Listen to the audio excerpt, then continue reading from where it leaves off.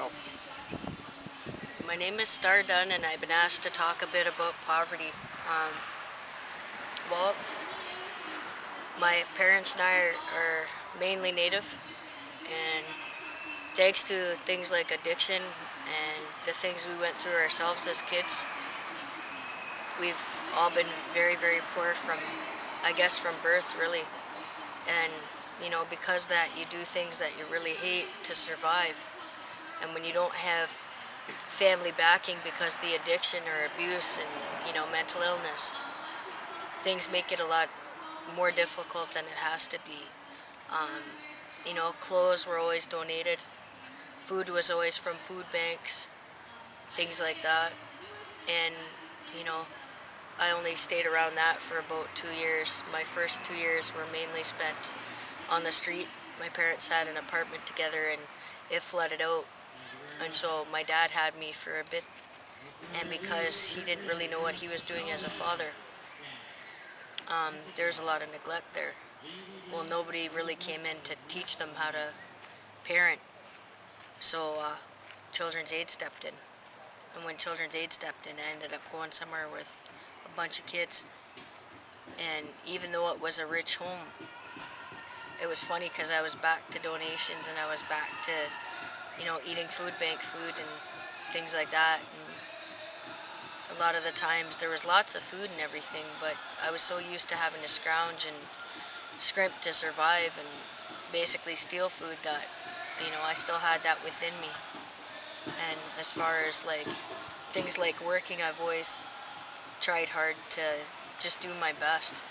And whereas a lot of people, they were able to live with their families and go to school and go to high school and then get a really good job, I had more thoughts of survival in my head. I was always thinking about my next meal. I was always thinking about the damage that had screwed me up to not be like everybody else. And, because of different things like being poor, I didn't really get that many chances to do too much the way I should have, the way I wanted to. And when people are supposed to be there to help you and they're not, because that takes money, you don't get a lot of the help that you need.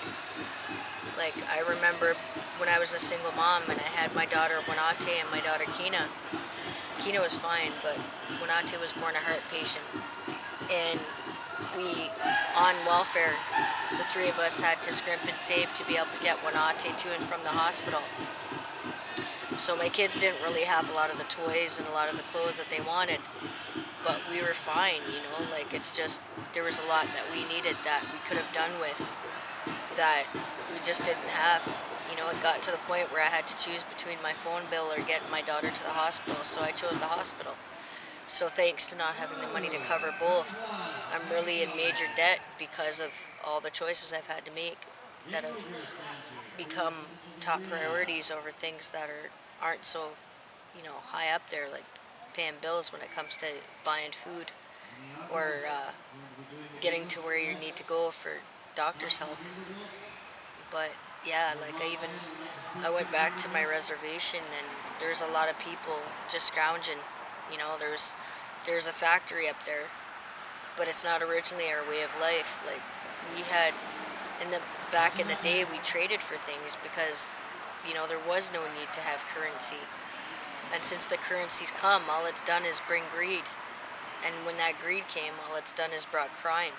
And that crime brought a lot of things, like addiction. And mental health was always a problem with people that were, never, I guess, wronged in different ways. But those things tend to happen when there's a lot of abuse. And that abuse generally happens with the addiction. So it's a very big vicious circle.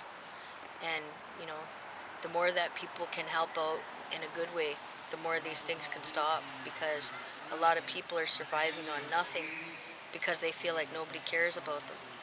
Because there are people that fall through the cracks and through the system. And my children and I are some of them, because I didn't grow up with a mom and dad at home. I grew up with other people's mom and dad. And when it's other people's mom and dad, they don't always care the way they should. So a lot happens to you that shouldn't, and a lot happens that should never happen to a child, and it screws you up.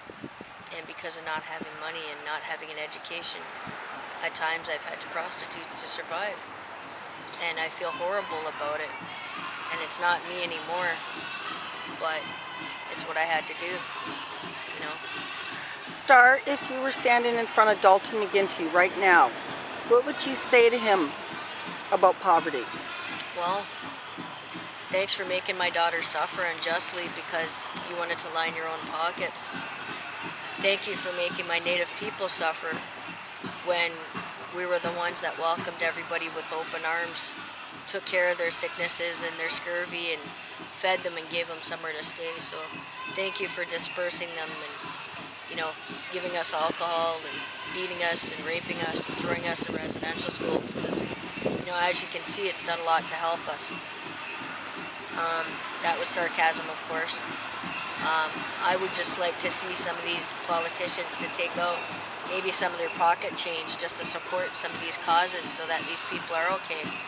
Because there's plenty of us that have been through the system, and quite frankly, I wouldn't wish it on my worst enemy, you know.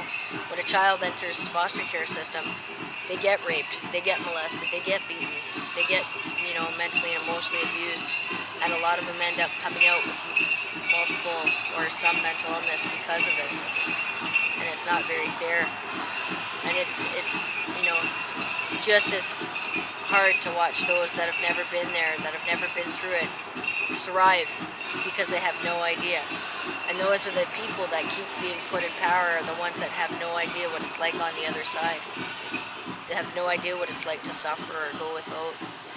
And, you know, I may be poor, but the things I've learned, nobody will ever learn in a university or college. Nobody will ever understand that if that's where they're from. So, thank you.